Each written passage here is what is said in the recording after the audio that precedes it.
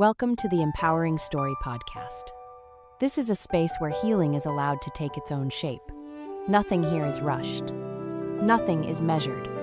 We listen to what's already present and to what might be ready to move in its own time. In our previous conversation, Jean explored how acknowledging victimhood can stabilize the nervous system and support healing. Today, he takes us one step further, into a more complex question. What happens when acceptance turns into identification, and the language that once protected us begins to define us? This talk invites us to look at the difference between honoring our truth and remaining organized around it. In our previous article and podcast, we explored the importance of language in trauma recovery, especially the role of acknowledging victimhood as a stabilizing phase. After that conversation, many of you asked an important question. What if you get stuck there? What if what feels like acceptance is actually a way of remaining organized around the injury? Today's talk is not about abandoning truth.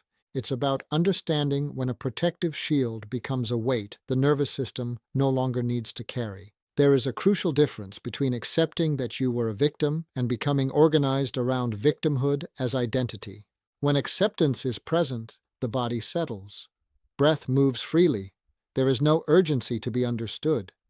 But when identity forms around victimhood, the nervous system is still organizing itself around being believed. The distinction is not in the story. It is in whether the body can rest after telling it.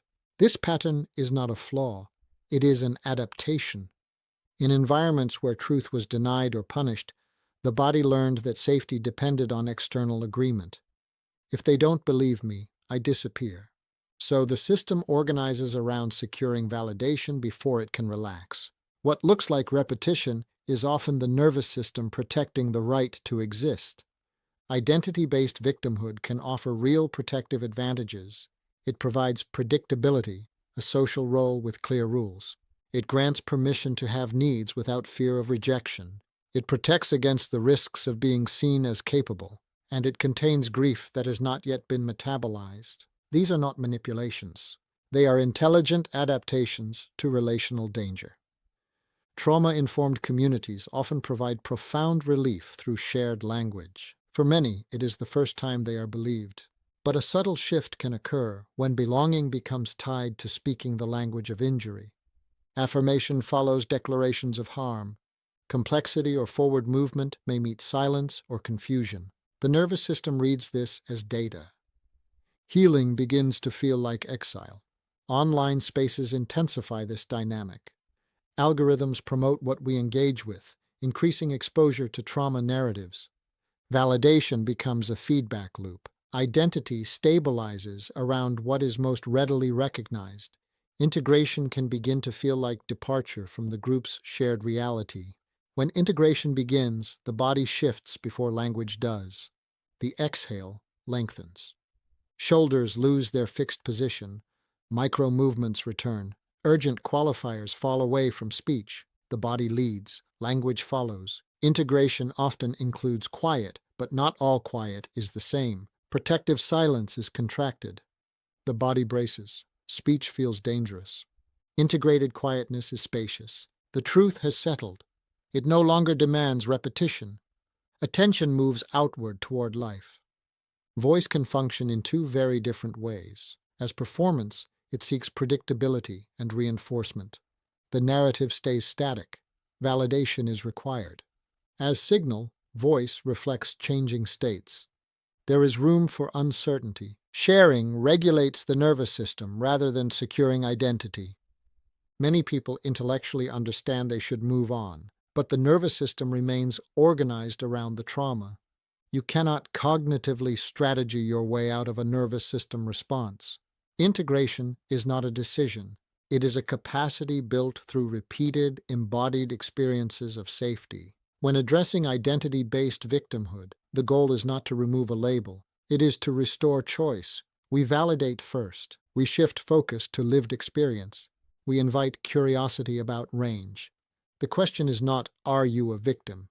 The question is, how free are you to be more than this? There are questions we can ask ourselves. Do I feel relief after telling my story? or activation that makes me repeat it? Can I engage with other parts of life without circling back? Does my body brace when someone offers a different perspective? These are not tests. They are invitations to notice where the nervous system still seeks safety. Integration does not mean forgetting or minimizing harm. It means the nervous system has learned that truth can exist without constant reassertion.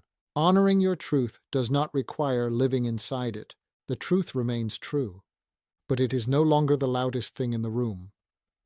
You don't decide you're unstuck. You find yourself over time needing the story less. Acceptance is spacious.